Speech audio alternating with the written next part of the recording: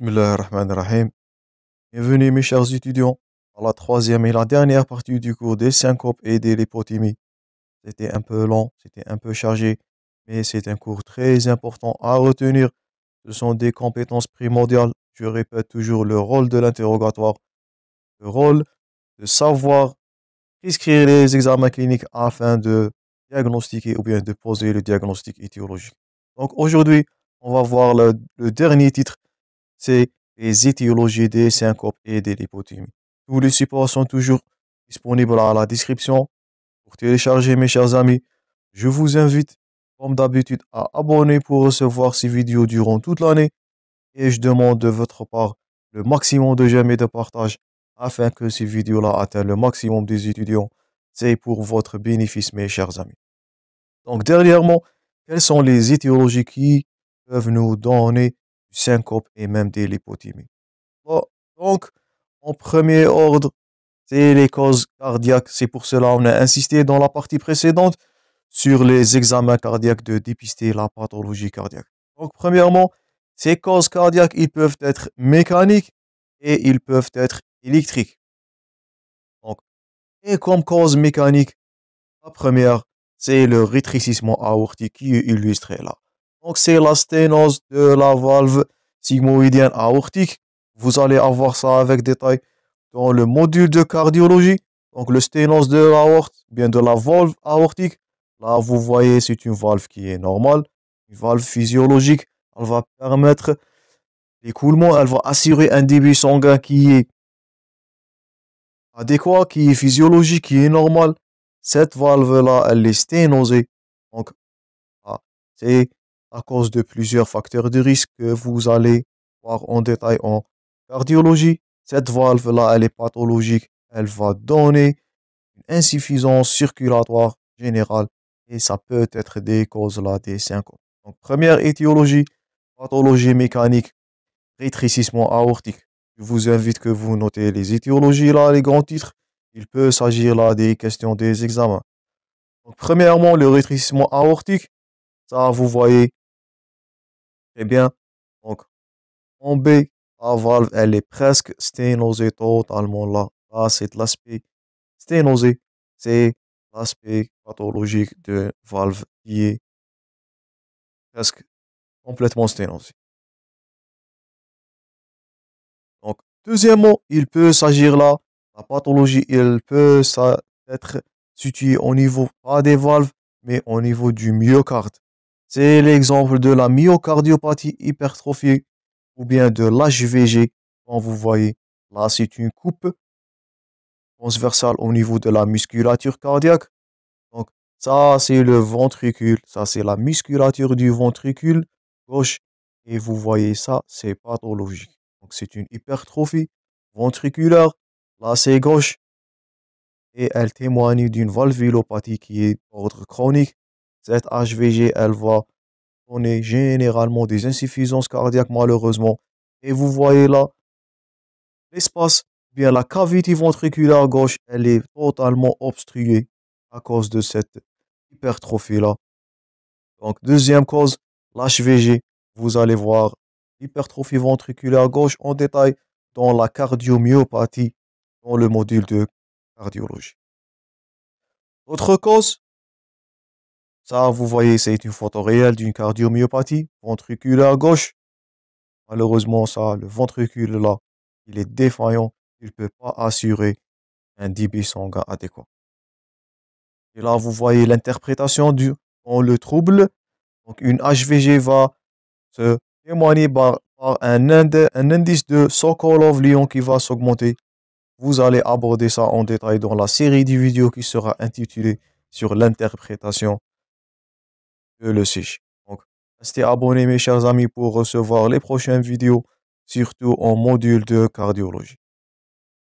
Donc, autre cause, on avait vu ça dans les douleurs thoraciques, dans les urgences, c'est l'embolie pulmonaire.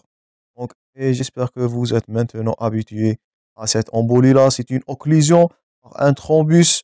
Elle survient surtout en postpartum, post-abortum, les pathologies de décubitus dorsal prolongé, surtout en sténose veineuse ou bien d'une thrombose veineuse profonde, je vous invite à consulter le cours des urgences ou bien des douleurs thoraciques. On a abordé l'embolie pulmonaire comme une urgence vitale. Quatrièmement, on avait vu ça aussi, c'est la tamponnade, c'est la péricardite qui va s'installer de façon brutale, c'est l'épanchement là qui va s'installer de grande abondance de façon brutale et il va comprimer les cavités cardiaques de façon immense. Il peut donner même de l'asystolie malheureusement. Donc c'est mortel. Ça, c'est un autre aspect de tamponnade. C'est un épanchement là et les causes sont multiples. Il peut s'agir là d'une réaction inflammatoire, il peut s'agir des hémorragies, il peut s'agir là des séquelles du syndrome coronarien aigu. Je vous invite toujours à traiter les cours par enchaînement pour mieux comprendre et mieux suivre l'enchaînement du cours. Donc, comme cause mécanique, si on récapitule, c'est le rétrécissement aortique, c'est l'hypertrophie ventriculaire, surtout gauche, on vous voyez là, c'est les embolies et les tamponnades. Et bien sûr, ce sont des urgences vitales. Là, le patient, il peut même mourir par un arrêt cardio-respiratoire et un arrêt cardiaque brutal. Donc, les premières causes là, ils sont mécaniques. Donc, il s'agit là d'une contrainte mécanique, soit hypertrophiante, soit des valvulopathies, soit un embole. Donc là, la cause, elle est mécanique. Dans le deuxième cause là, ce sont des causes dites électriques. Donc là, la cause, elle se diffère. Ça nous fait rappel à la physiologie cardiaque. Donc, ça, c'est le nœud d'Ashoff-Tawara. Ou bien le nœud des Keith-Inflac, le nœud sinusal. Ça, c'est le nœud auriculo-ventriculaire d'Ashoff-Tawara. Et bien sûr, le faisceau auriculo-ventriculaire, les faisceaux de His et même les branches anastomoses de Purkinje. Donc, tout ça, ça va assurer la conduction, un flux électrique au niveau du cœur. Donc, ça nous fait rappel de la physiologie cardiaque. Et il peut s'agir là des pathologies. Donc, il peut s'agir là des tachycardies, des blocs auriculo-ventriculaires. C'est une pathologie qui survient au niveau du nœud d'Ashoff-Tawara.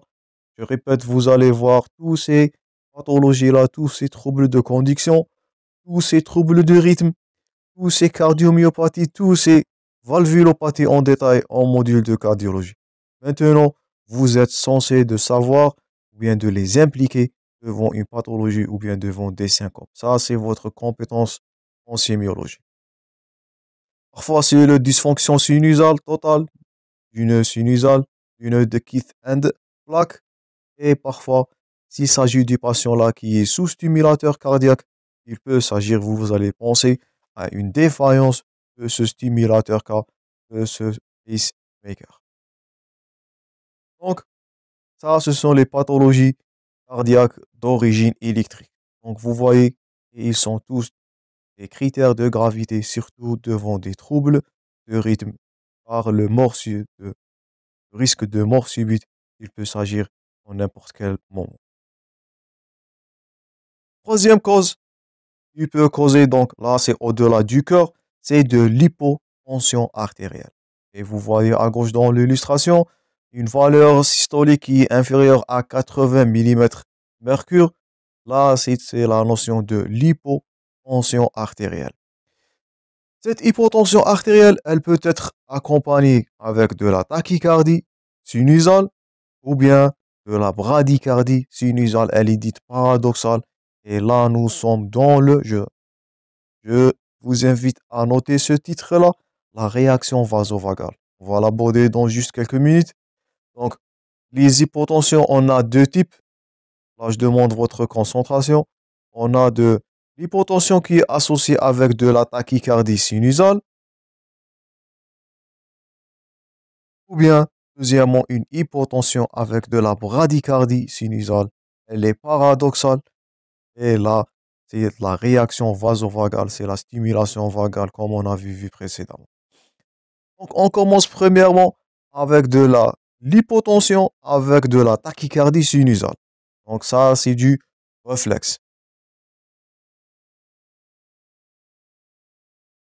Et là, on a deux types. On a de l'hypotension artérielle iatrogène. Elle est due aux médicaments. Comme vous voyez là, elle survient surtout chez le sujet âgé. Ce sont les antihypertenseurs, les psychotropes ou bien même parfois une déshydratation qui va causer une hypotension avec, je répète, avec une tachycardie sinusale. Donc ça, c'est du réflexe en général. Et elle peut survenir, comme je vous ai dit, chez les patients qui sont sous traitement médicamenteux. Et pour cela, on insiste toujours dans l'interrogatoire de déceler toutes les informations, tous les médicaments que le patient est en train de tenir. Deuxième cause, c'est une hypotension là qui est orthostatique. Donc, c'est le passage d'une position de décubitus ou bien assise vers une position debout. Et là, elle se définit sur le plan physiologique ou bien physiopathologique par une différence de 20 mm mercure entre la pression systolique entre 1 à 3 minutes après le passage d'une position verticale. Donc, ou bien suite à 5 à 10 minutes de décubitus. Donc, si le patient est en décubitus dorsal, il va passer en position debout, une différence de 20 mm mercure. Donc, ça va témoigner là d'une hypotension artérielle orthostatique. Donc, et elle est multiple. Parfois, les causes ils sont iatrogènes. Ça, c'est de la vasodilatation. Parfois, c'est la dysautonomie. Donc, c'est le trouble neurologique, surtout chez les patients diabétiques. Donc, gardez-vous en tête que les diabétiques, ils ont souvent une neuropathie périphérique. Vous allez voir ça avec détail en module de neurologie. Parfois, c'est de l'amylose, les maladies des Parkinson et d'autres syndromes extra-pyramidaux. Donc, tous les atteintes neurologiques peuvent être accompagnées avec des signes végétatifs comme l'hypotension orthostatique. Notez-la bien. Parfois, c'est l'hypovolémie, les fièvres et les causes s'allongent, même avec des maladies qui sont rares, par exemple la maladie d'Addison ou bien le phéochromocytome ou bien le syndrome d'hypercorticisme généralisé. Donc, deux causes-là, ça peut être d'une hypotension iatrogène due aux médicaments et deuxièmement l'hypotension artérielle orthostatique, le phénomène orthostatisme du passage d'une position en décubitus vers une position debout. Donc ça, c'est premièrement les hypotensions avec, je répète, tachycardie sinusale. Donc ça, c'est du réflexe qui est général. Deuxièmement, l'hypotension dite paradoxale. Donc c'est une hypotension, mais avec une bradycardie sinusale. Donc là, il existe un paradoxe. Normalement, une hypotension, elle va être jointe ou bien accompagnée par de tachycardie compensatrice. Là, on a l'hypotension paradoxale. C'est une hypotension avec une bradycardie paradoxale. Et là, les causes-là, ils peuvent être origine là, par compression du glomérule carotidien là. Donc ça, c'est du réflexe vasovagal. Donc, premièrement, hypotension réflexe ou bien hypotension situationnelle. Elle peut être accompagnée dans des dysfonctionnements sinusales, bien les bradycardies sinusales, qui sont accompagnés à la fois d'une vasodilatation à cause des cardio-inhibiteurs. Donc ça, c'est le mécanisme hypotension réflexe, dite situationnelle. Et ce que nous intéresse, c'est le réflexe ou bien carotidien ou bien la compression du glomérule carotidien. Donc ça, c'est du glomérule carotidien et il s'agit là des structures, c'est des barorécepteurs. Donc ces barorécepteurs, comme leur nom indique, baro veut dire pression. Le rôle, c'est de détecter la pression artérielle. Et là, lorsque la tension augmente au niveau de ces barorécepteurs, lorsqu'ils détectent de l'hypertension, ils vont faire une réaction, une hyperréflectivité sino-carotidienne et ils vont causer là d'une hypotension. Donc, ces barorécepteurs se situent au niveau de la crosse de l'aorte. Donc, ça, c'est du rappel physiologique. Ça nous fait rappel à la physiologie de la pression artérielle. Donc les barorécepteurs carotidiens, les barorécepteurs dans les crosses de l'aorte, ça, ce sont les structures qui contrôlent la tension artérielle. Une hyperactivité, une hyper-réflexion là, au niveau de ces sinus ou bien de ces de ces glomérules carotidiens peut donner une hypotension qui est dite réactionnelle. Donc, le stimuli de ce sinus carotidien, il peut s'agir là d'une striction cervicale, parfois du rasage, parfois d'une striction, ou bien de pression qui est exercée au niveau de ce carotide, ou bien même parfois des pathologies qui vont causer l'hyperréactivité de ce sinus-là, de ce glomérule carotidien. Tout ça, ça va contribuer vers la formation ou bien de la genèse de l'hypotension artérielle. Donc là, c'est du réflexe. Donc l'hypotension réflexe ou bien l'hypotension par pression du glomérule carotidien. Et là, vous voyez, c'est un schéma qui récapitule le réflexe sino-carotidien. Là, vous voyez, ce sont les barorécepteurs au niveau du sinus carotidien. Là aussi, les barorécepteurs au niveau de la crosse de l'aorte. Donc, ça nous fait rappel de la physiologie de la tension artérielle. Donc, une hyperpression là peut donner une hyperréactivité, hyperréflectivité, peut donner une hypotension dite réactionnelle et ça va donner des syncopes là à cause de diminution de la perfusion cérébrale. Autre cause de syncope, ça c'est le syncope du plongeur.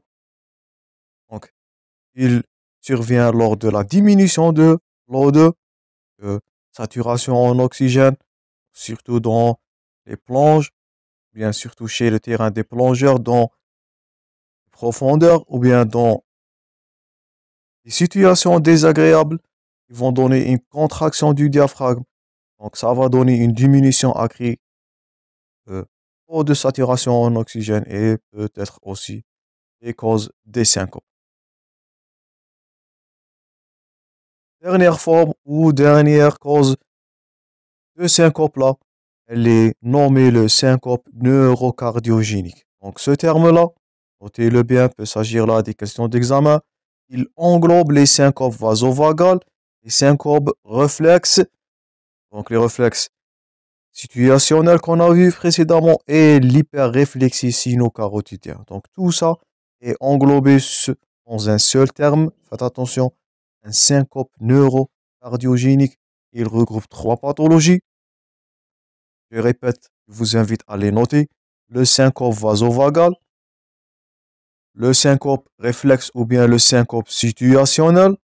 Et dernièrement, qu'on avait vu les barorécepteurs, l'hyperréflexie sino-carotidien.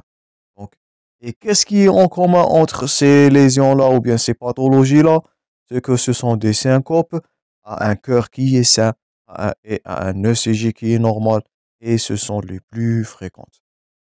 Donc là, il s'agit du syncope neurocardiogénique. Je vous invite que vous le notez à part.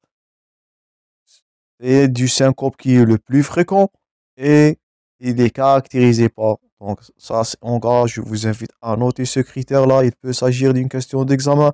C'est un syncope sur un cœur sain avec un ECG qui est normal.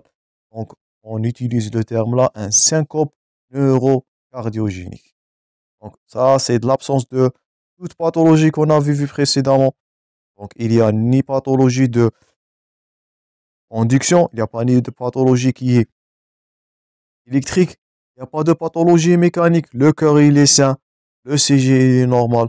Donc le terme là, neurocardiogénique, regroupe les trois derniers syncopes qu'on avait vus. Le syncope vasovagal, le syncope situationnel et l'hyperréflexie sino-carotidien. Dernier titre avant de conclure le cours, c'est le test d'inclinaison qui est fréquemment utilisé pour dépister du syncope là. Et là, vous voyez ça, c'est le test d'inclinaison. Donc, l'examen, il doit être réalisé dans un environnement calme. Le patient à jeun, je vous invite à noter le test d'inclinaison. Là, il peut s'agir aussi des questions fréquentes d'examen et c'est une compétence aussi à retenir. Donc, l'examen, il est réalisé dans un environnement calme. Le patient, il est à jeun. Donc, avec une surveillance continue de la pression artérielle et de l'électrocardiogramme. Donc, le patient, il va être en position de décubitus. Donc, ça, c'est le déroulement de ce test-là. Donc, il est mieux illustré à gauche. Donc, le patient, il doit être en décubitus dorsal. Donc, vous voyez là, c'est des 0 degrés. Ça, c'est la première position. En décubitus dorsal du patient pendant moins 5 minutes. Après ça, le patient, il va être incliné sur la table basculante. Vous voyez là, la table, elle est movible vers un angle de 60 à 70 degrés. Et je vous invite à noter tous ces chiffres-là. Là, il s'agit du diagnostic de syncope là. Donc, le patient en décubitus, moins de 5 minutes, plutôt en moins de 5 minutes, donc 5 ou plus. Après ça, le patient doit être incliné sur une table en angle de 60 à 70 degrés. La tête en haut, bien sûr. Cette période d'inclinaison en moins de 20 minutes jusqu'aux 45 minutes au plus. Et là, il va survenir, donc le test, il est défini comme positif en cas de survenue de syncope vasovagale associée à une hypotension ou une bradycardie qui est sévère. Donc là, on va tester ou bien dépister le syncope neurocardiogénique à l'aide de ce test d'inclinaison-là. Et bien sûr, avec une sensibilisation par l'isoprénaline ou bien de la trinitrine sublinguale. Donc ça va provoquer là le syncope. On va provoquer le syndrome, le syncope neurocardiogénique. Je répète par la manœuvre, c'est en décubitus, 5 minutes au minimum en décubitus dorsal. Le passage vers 60 ou bien 70 degrés est en haut. Donc, après cette 20 minutes ou bien 45 minutes avec sensibilisation, on va administrer de l'isoprénaline, notez-les bien, et de la trinitrine. Le test là, il est positif dans la survenue de syncope dans cette durée de entre 20 et de 45 minutes. Donc, notez bien le test d'inclinaison là, c'est essentiel. C'est un examen fréquemment utilisé pour dépister ou bien rechercher, ou bien provoquer. Donc, c'est la sensibilisation. On va provoquer, on va créer les conditions pour que le syncope là apparaisse. Donc, lorsqu'il y a une survenue d'un syncope vasovagal avec hypotension ou bien bradycardie qu'on avait vu juste précédemment, là, le test il est dit positif. Donc là, le patient, il a du syncope vasovagal. Dernier titre, c'est l'hyperréflexie sino-carotidien.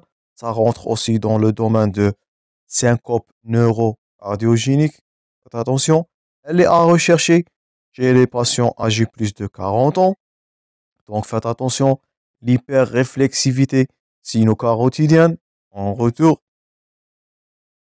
elle est à rechercher chez les patients supérieurs à 40 ans. Donc faites attention, c'est une pathologie retrouvée chez les patients âgés. Donc après une auscultation minutieuse des carotides, donc parfois il peut s'agir là du risque d'accident vasculaire cérébral. Donc les sinus carotidiens sont des terrains favorisés de l'athérosclérose. Je vous invite à consulter le cours de l'athérosclérose. On avait vu les sinus carotidiens ou bien les artères carotidiens comme terrain favorisé là de survenue d'athérosclérose. Donc, et l'examen là, il va être fait en position debout et couché avec une palpation là au niveau de ces sinus. Donc, on va créer de la pression avec les doigts. Donc, au niveau du bord antérieur du muscle sternocléodomastoïdien, on va palper là au moins 5 secondes. Donc, et on va créer la stimulation des barorécepteurs.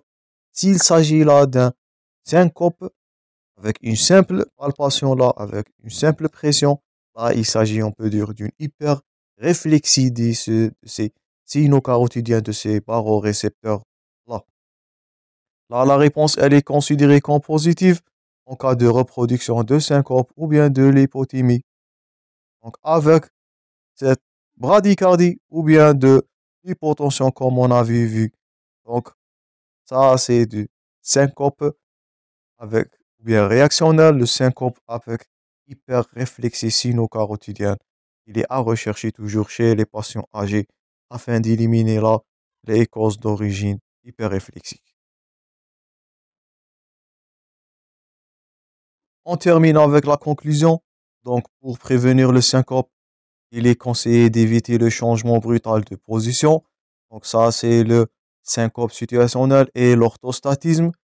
Donc, et le passage brutal de la position couchée vers la position debout. Éviter les émotions fortes. Ça, c'est du réflexe vasovagal. Concernant les émotions, lorsque le syncope survient, il est recommandé de s'allonger immédiatement, quel que soit l'endroit. Donc, surélever les jambes pour assurer le retour veineux. Donc, pour permettre bien sûr une meilleure circulation du sang vers le cœur. Donc, on veut assurer un retour veineux adéquat vers les cavités droites et contrôler la respiration afin d'éviter l'hyperventilation là. Dernièrement, les médicaments peuvent avoir des effets sur la pression artérielle, donc faites attention aux hypotensions idiopathiques, bien iatrogènes, hypotension iatrogène due aux médicaments, surtout les antihypertenseurs. Donc, et en plus, si vous faites du syncope à répétition, n'hésitez pas à consulter votre médecin afin de déterminer la cause de ces syncopes et de les traiter. Il peut s'agir, comme on avait vu, des causes cardiaques, il peut s'agir des lésions mécaniques, il peut s'agir des troubles de rythme. Et on n'oublie pas, là, c'est le risque de la mort subite. Faites attention. Un syncope, il peut être témoin d'une lésion valvulaire ou bien de cardiomyopathie sévère. Et le pronostic là, il est sombre. Donc, je vous remercie, mes chers amis, pour votre attention. C'était un cours un peu long, c'était un cours un peu chargé. Donc, c'était un honneur de vous savoir aujourd'hui. Une autre fois, je vous rencontrerai, mes chers amis, dans le prochain cours. Je vous remercie pour votre attention et bon courage.